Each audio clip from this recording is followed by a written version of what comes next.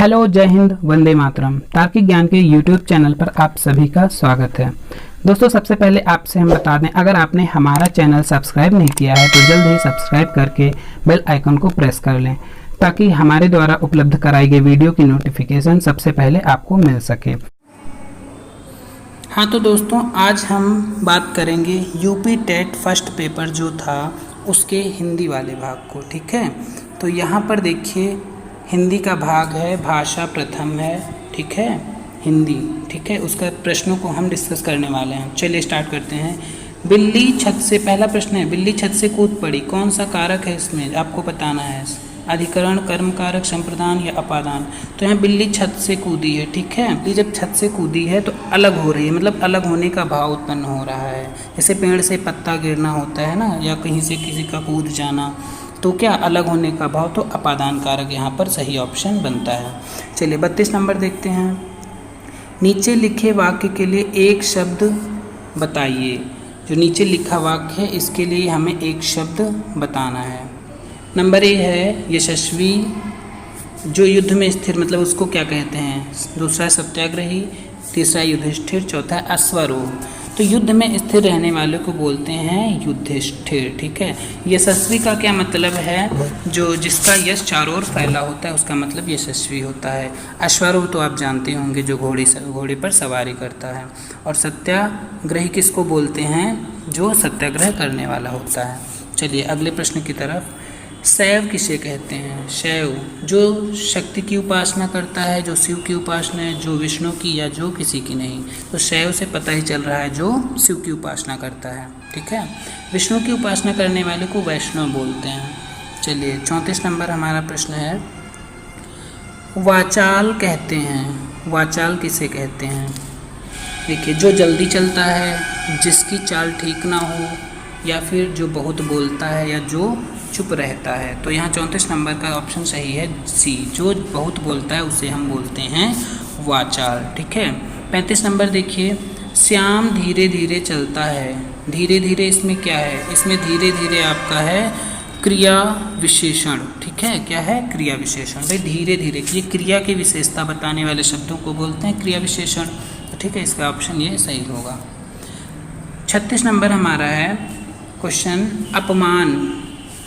ठीक है, इसमें ऊपर देखिए क्या दिया था, 36 से 38 कुछ शब्द दिए गए हैं, उनमें प्रयुक्त उपसर्ग को चुनना है। उपसर्ग, अब जैसे पहला है अपमान, यहाँ पर उपसर्ग। उपसर्ग क्या होते हैं, वे शब्दांश होते हैं जो शब्दों के आरंभ में लगकर या जुड़कर शब्द के अर्थ को परिवर्तित कर देते हैं। प्रारंभ में लगते हैं, बाद में नहीं लगते, बाद में लगने वाले को प्रत्यय बोलते हैं।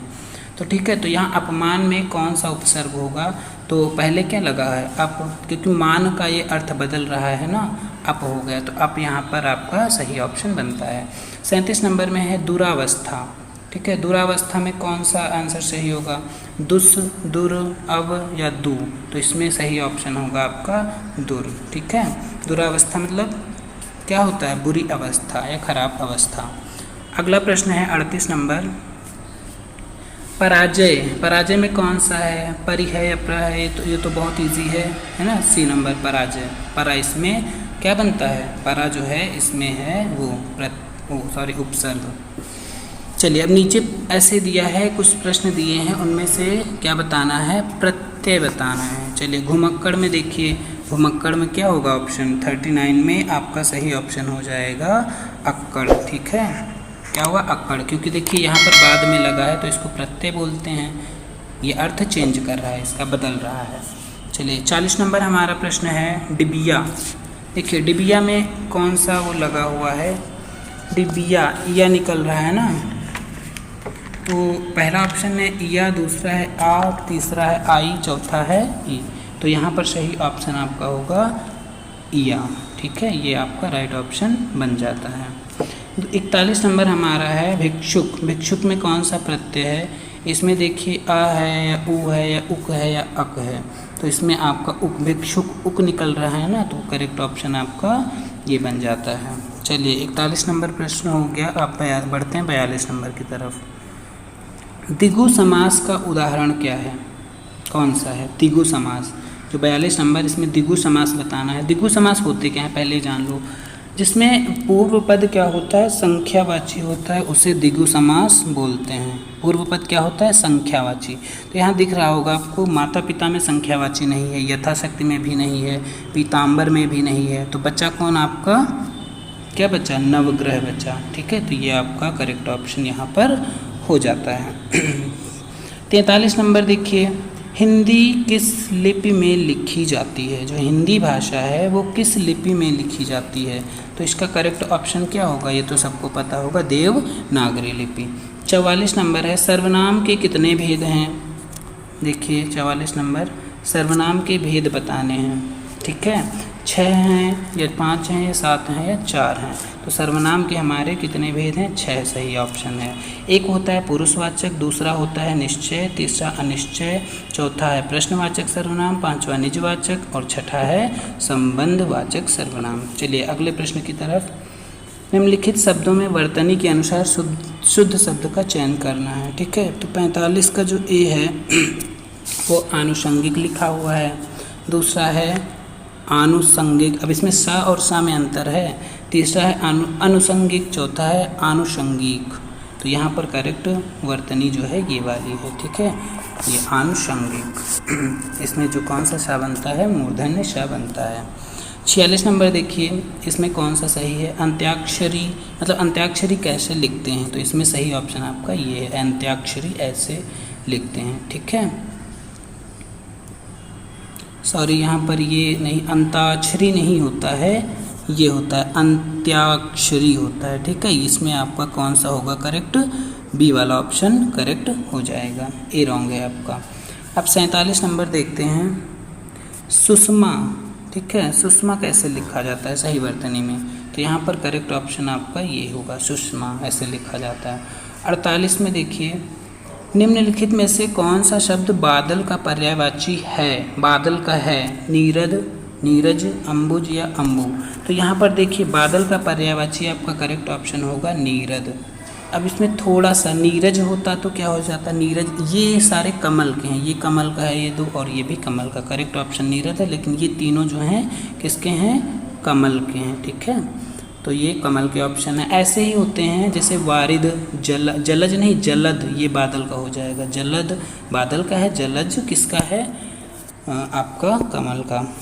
49 नंबर देखिए, इंद्रियों को जीतने वाले के लिए एक शब्द क्या होता है, इंद्रियों को जीतने वाले के लिए एक शब्द, इसमें 49 नंबर है ये आपका। ठीक है, तो दूरदर्शी या दंत चित्र या कुशाग्र बुद्धि या जितेंद्रिय, तो आपका करेक्ट ऑप्शन है जितेंद्रिय। इंद्रियों को जीतने वाले को बोलते हैं जितेंद्रिय। चलिए 50 नंबर प्रश्न, आहा, आप आ गए, वाक्य में आहा क्या है। ठीक है, जो आहा शब्द आया है ये वाक्य में क्या है, ये संज्ञा है, सर्वनाम है, अव्यय है, विशेषण है। ये ना तो संज्ञा ना सर्वनाम ना विशेषण, ये है आपका अव्यय। ठीक है, 51 नंबर है, निम्नलिखित में से पुल्लिंग शब्द कौन सा है, नदी, पानी, इलायची या प्यास। पुल्लिंग शब्द बताना है, तो इसमें सही ऑप्शन है आपका पानी। चलिए अगले प्रश्न की तरफ चलते हैं। 52 नंबर, पवन का संधि विच्छेद क्या है।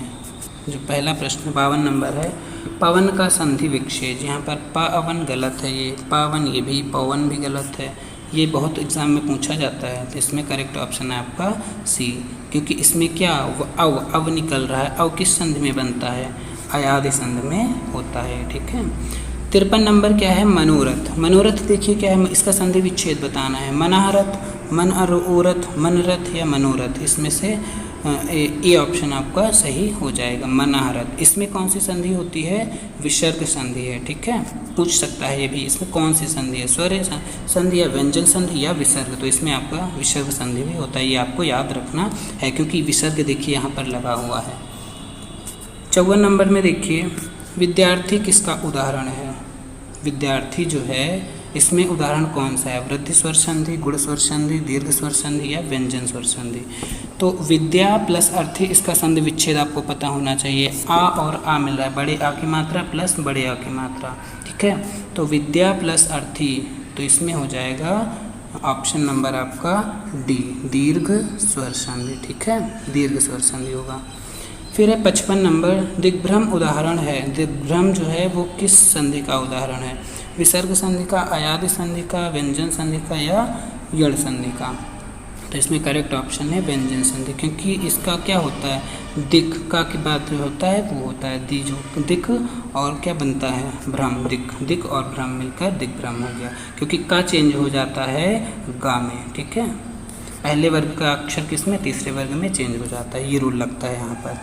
56 नंबर क्या है, आकाश पाताल के बीच लगने वाला चिन्ह, ये क्या है, जो आकाश पाताल के बीच ये चिन्ह लगता है, ये कौन सा चिन्ह है, अवल्प विराम चिन्ह है, विस्मयादि बोधक है, उद्धरण है, योजक है। तो इस चिन्ह को बोलते हैं योजक चिन्ह बोलते हैं। ठीक है, तो 57 नंबर है, यह नई साड़ी है, वाक्य में नई शब्द क्या है, भाई नई शब्द ये क्या है, सर्वनाम है, क्रिया है, विशेषण है, क्रिया विशेषण है।